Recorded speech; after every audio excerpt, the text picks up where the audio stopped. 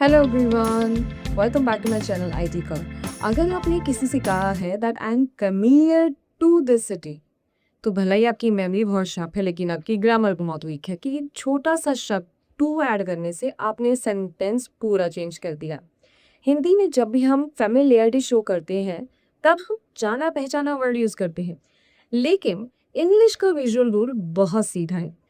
जब आप किसी जीते जागते इंसान, किसी थिंग, टूल या सब्जेक्ट के बारे में डिस्कशन करें जिसकी आप नॉलेज रखते हैं, तो हमेशा लगाइए फेमिलियर विद। लेकिन जब आप किसी निर्जीव चीज़, किसी प्लेस या फिर आवाज़ के बारे में बात कर रहे हैं जिसकी आपको जानी पहचानी महसूस होती है, तब आप वह यूज़ कर सकते हैं फेमिलियर टू। तो पूरा खेल सिर्फ इस छोटी सी जानकारी पे निर्भर है। तो आज मैं आपकी मेमोरी और भाषा को जोड़ने वाले दो प्रपोजिशंस के वो आसान फार्मूला सिखाऊंगी जिसके बाद आप इंटरव्यू और क्लाइंट ईमेल्स में कभी कोई गलती नहीं करेंगे। तो अगले 10 मिनट तक स्क्रीन से अपनी नज़र मत हटाइएगा, लेकिन इससे पहले एक रिक्वेस्ट कि अगर आप इस चैनल पे नए हैं और आज ही आए हैं so please subscribe my channel and access my playlist, ताकि अब तक जितने कॉन्सेप्ट हमने कवर किए हैं प्लेलिस्ट से आप उसका एक्सेस कर सकें। अब स्टार्ट करते हैं हमारा आज का कॉन्सेप्ट। अब हमारा आज का कॉन्सेप्ट ब्रेक डाउन करते हैं। हमारा आज का कॉन्सेप्ट है familiar with वर्सेस familiarity।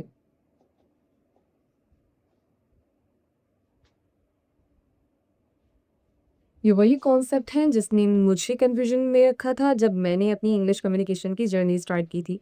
इसलिए एक एक पॉइंट मैं हाईलाइट करना चाहती हूँ यहाँ पे। फेमिलियर विद का यूज़ कब होता है? फेमिलियर विद एक्चुअली हिंदी के एक ही वर्ड को टारगेट करता है और वो है ज्ञान या फिर अनुभव। यानी जब भी आप नॉलेज की बात कर रहे हैं और हिंदी में ज्ञान या अनुभव डिस्कशन करते हैं तब हम फेमिलियर विद का यूज़ करते हैं। ठीक है। On the contrary familiar to कब यूज़ होता है? फेमिलियर टू जब आप अक्वेंटेंस की बात करते हैं, यानी कि जान पहचान की, जाना पहचाना। जब आपको रिकॉग्निशन मिलता है कहीं पे, जैसे आपको किसी की आवाज़ जानी पहचानने लगी, तब हम फेमिलियर टू का यूज़ करते हैं। ठीक है। नेक्स्ट पॉइंट क्या है? हम कौन कौन से सेंटेंसेस बना सकते हैं फेमिलियर विद से, जैसे कि I am familiar with Python, या फिर are you familiar with the office guidelines. तो फेमिलियर विद यानी कि आप नॉलेज के बारे में डिस्कशन कर रहे हैं। फेमिलियर टू कब यूज़ होता है? जैसे कि हमने बताया, वॉइस के साथ यूज़ कर सकते हैं। His voice sound familiar to me, या फिर the city was familiar to the driver. तो ऐसे हम सेंटेंसेस फेमिलियर विद और फेमिलियर टू से बना सकते हैं। अब कुछ रियल लाइफ एग्जांपल्स करते हैं ताकि आप इन दोनों का डिस्टिंक्शन अच्छे से समझ सकें। अब हम अपने आज के पहले एग्जांपल से अपनी क्लास स्टार्ट करते हैं। हमारा एग्जांपल है कि मैं इस इंडस्ट्री में इस्तेमाल होने वाले CRM टूल से वाकिफ हूँ। वाकिफ हूँ एक उर्दू वर्ड है, लेकिन वाकिफ का मतलब क्या होता है कि हमें ज्ञान है, उस चीज़ की नॉलेज है। तो जब भी हम नॉलेज यूज़ करेंगे तो क्या यूज़ होगा? Familiar with. इसको ट्रांसफॉर्म कर लेते हैं। आइडेंटिफिकेशन भी मिल गया। That I M highly familiar with the CRM tool used in this industry। हमने क्या यूज़ किया यहाँ नॉलेज की जगह पे? Familiar with. जब भी हम नॉलेज की बात कर रहे हैं, यानी कि हमें वाकिफ है, मुझे नॉलेज है, मुझे इस चीज़ का ज्ञान है, तब हम फेमिलियर विद का यूज़ करते हैं। आंखों कि अब आपको फेमिलियर विद का यूज़ समझ में आया होगा, यानी कि जब भी आप अपनी नॉलेज शेयरिंग की बात करते हैं, जिसकी नॉलेज आपको है, तब हम फेमिलियर विद का यूज़ करते हैं। अब एक और एग्जांपल इसमें ऐड इन करते हैं। मैं ज़ूम कॉल पर उसका चेहरा नहीं देख सका, लेकिन उसकी आवाज़ मुझे बहुत जानी पहचानी लगी। अगर आपने मेरा टेबल नोट डाउन किया था तो आपको पता चला होगा कि जब भी हम जानी पहचानी यानी रिकॉग्निशन, कोई चीज़ जो आपको जानी पहचानी लगी, जो आपको रिकॉग्नाइज लगती है कि आपने पहले कभी सुनी है, तब वहाँ पे हम फेमिलियर टू का यूज़ करते हैं। तो इसमें आँख बंद करके आप फेमिलियर टू का यूज़ कर सकते हैं। आई couldn't see his face on the Zoom call, but his voice was very familiar to me.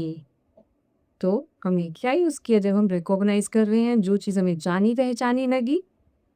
जब भी जानी पहचानी आएगी तब हम फेमिलियर टू का यूज़ करेंगे, क्योंकि हमें वो ज़्यादा कहीं पहले सुनी हुई आवाज़ लगी, इसलिए हम रिकॉग्निशन हमेशा फेमिलियर टू का यूज़ करते हैं।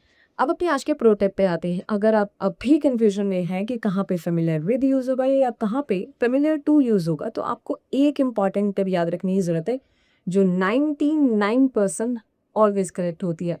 जब भी सेंटेंस की स्टार्टिंग, पहले की सेंटेंस अगर स्टार्ट हो और किसी ह्यूमन बीइंग की बात हो रही हो, जैसे कि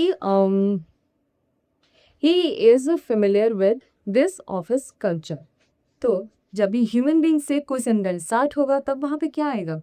विद, यानी कि फेमिलियर विद। लेकिन जब भी हम किसी कॉन्सेप्ट या ऑब्जेक्ट जैसे कि आवाज़, चेहरे या किसी चीज़ के बारे में बात करें जिससे कि सेंटेंस स्टार्ट होते हैं, यानी कि कॉन्सेप्ट, ऑब्जेक्ट, तब वहाँ पे क्या आएगा? टू। तब हम वहाँ पे टू की प्लेसमेंट करेंगे, यानी कि फेमिलियर टू की प्लेसमेंट करेंगे। बस ये इंपॉर्टेंट चीज़ आपको याद करने की ज़रूरत है। इसके बाद आप कभी इस कॉन्सेप्ट में मिस्टेक नहीं करेंगे। जब सेंटेंस स्टार्ट हो ह्यूमन बीइंग से तब विद, और जब सेंटेंस स्टार्ट हो किसी ऑब्जेक्ट से, कॉन्सेप्ट से, किसी की आवाज़ या चेहरे की डिस्कशन से, तब हम टू का यूज़ करते हैं। जैसे कि the name is familiar to him, ऐसे। तो अब अपने रैपिंग पार्ट पे आते हैं, यानी कि आज का वोकैबुलरी द डे। और आज का वोकैबुलरी वर्ड है utopia. What's the meaning of utopia? English में इसका मीनिंग है an imaginated place where everything is perfect. और हिंदी में वही वर्ड जो आजकल इंडिया में बहुत चल रहा है, राम राज्य या फिर काल्पनिक।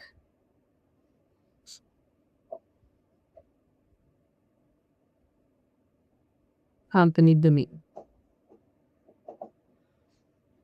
और इसका एग्जाम्पल भी कहते हैं कि a world without traffic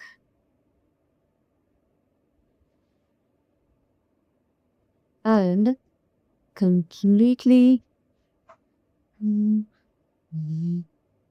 and completely free electricity sounds like utopia. It is highly unrealistic. क्या यूज़ किया? यूटोपिया, यानी कि रामराज्य। एक ऐसी दुनिया की या एक से वर्ल्ड की इमेजिनेशन करना जहाँ पे ज़ीरो ट्रैफिक होगी और कम्प्लीटली फ्री इलेक्ट्रिसिटी होगी, तो वो एक राम राज्य इमेजिनेशन है जो कि एक हाईली अनरियलिस्टिक है, यानी कि अस्तित्व में नहीं आ सकती। आई होप कि आज का कॉन्सेप्ट आपको समझ में आया होगा। कॉन्सेप्ट से रिलेटेड कहीं कोई भी डाउट्स हैं तो don't forget to mention in the comment. अब अपना इंग्लिश का जो स्तर है वो धीरे धीरे एडवांस करते जा रहे हैं। आई होप कि आपको कॉन्सेप्ट समझ में आ रहे हैं। कहीं थोड़े से भी डाउट्स रह जाते हैं तो प्लीज़ उन्हें कमेंट में मेंशन ज़रूर कीजिएगा, अदरवाइज़ हम आपकी क्वेश्चंस और आपके डाउट्स को आंसर नहीं कर पाएंगे। तो अपनी क्लास को यहीं रैप अप करते हैं। Till the time keep reading, speaking, don't forget to like, share and subscribe, and we will see you in our next video. Bye bye.